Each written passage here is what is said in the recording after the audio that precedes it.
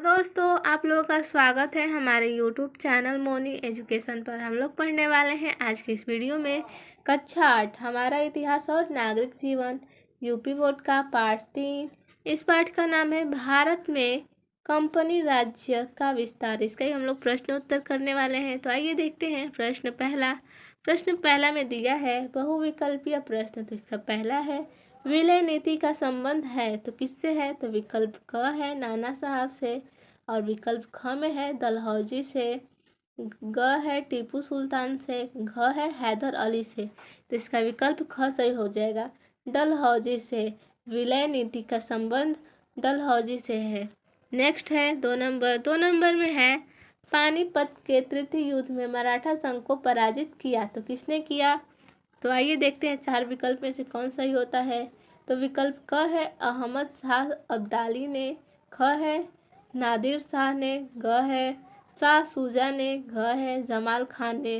तो इसका सही विकल्प क हो जाएगा, अहमद शाह अब्दाली ने। पानीपत के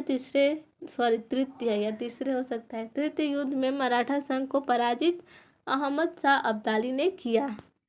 नेक्स्ट है प्रश्न नंबर दो में है अति लघु उत्तरीय प्रश्न। इसका पहला है प्रथम आंग्ल मैसूर युद्ध किसके बीच हुआ था? तो नाम बताना है किसके बीच हुआ था। तो हैदर अली और अंग्रेजों के बीच हुआ था। तो आइए हम लोग इसका उत्तर देखते हैं। प्रथम आंग्ल मैसूर युद्ध हैदर अली और अंग्रेजों के बीच हुआ। नेक्स्ट है दो नंबर में है टीपू सुल्तान ने श्रीरंगपट्टनम की संधि किस सन में की? तो इसका सन था 1792। तो आइए हम लोग इसका उत्तर डिटेल में देखते हैं। टीपू सुल्तान ने श्रीरंगपट्टनम की संधि सन 1792 में की थी। नेक्स्ट है प्रश्न नंबर तीन में है लघु उत्तरीय प्रश्न। तो इसका पहला है प्रथम मराठा युद्ध के बारे में लिखिए। तो आइए हम लोग इसका लिखते हैं प्रथम मराठा युद्ध के बारे में। तो इसका उत्तर हो जाएगा अंग्रेजों और मराठों के बीच प्रथम मराठा युद्ध 1775 से 1782 ईस्वी को हुआ, जो 7 वर्षों तक चला।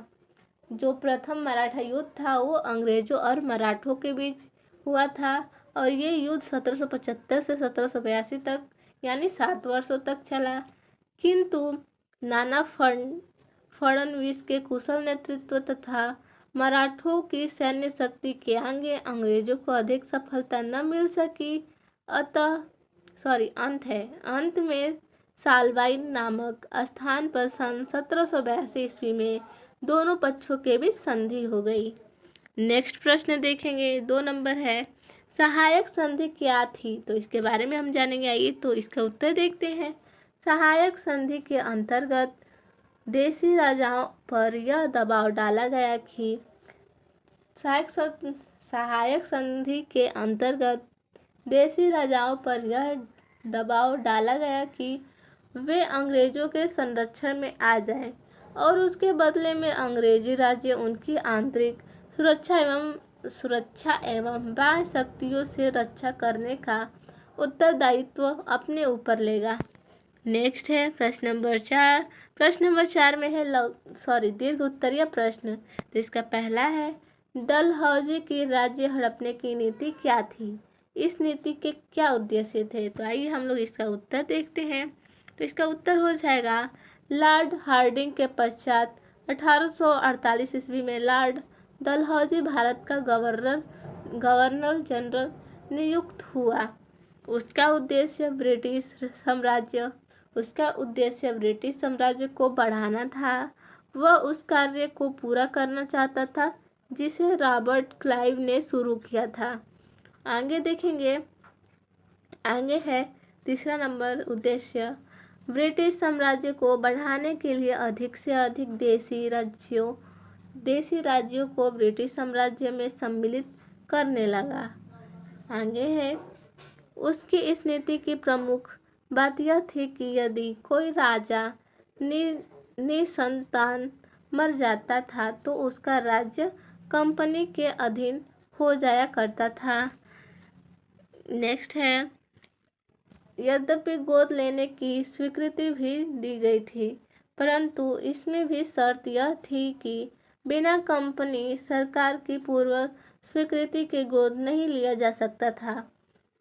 नेक्स्ट है, साथ ही कंपनी स्वीकृति देने के लिए बाध्य भी नहीं थी।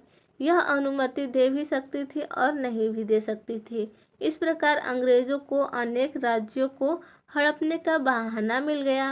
लॉर्ड डलहौजी की इस नीति को राज्य हड़पने की नीति कहा जाता है। नेक्स्ट है, उसकी यह नीति अंग्रेजों के लिए बहुत लाभकारी सिद्ध हुई। इस नीति के परिणाम स्वरूप पूरे भारतवर्ष में ब्रिटिश साम्राज्य स्थापित हो गया। नेक्स्ट है, लॉर्ड डलहौजी की राज्य हड़पने की नीति के निम्नलिखित उद्देश्य थे। तो आइए इनके उद्देश्य भी देख लेते हैं। तो इनका पहला उद्देश्य जो था वो था, इनका सर्वप्रथम उद्देश्य ब्रिटिश साम्राज्य को बढ़ाना था।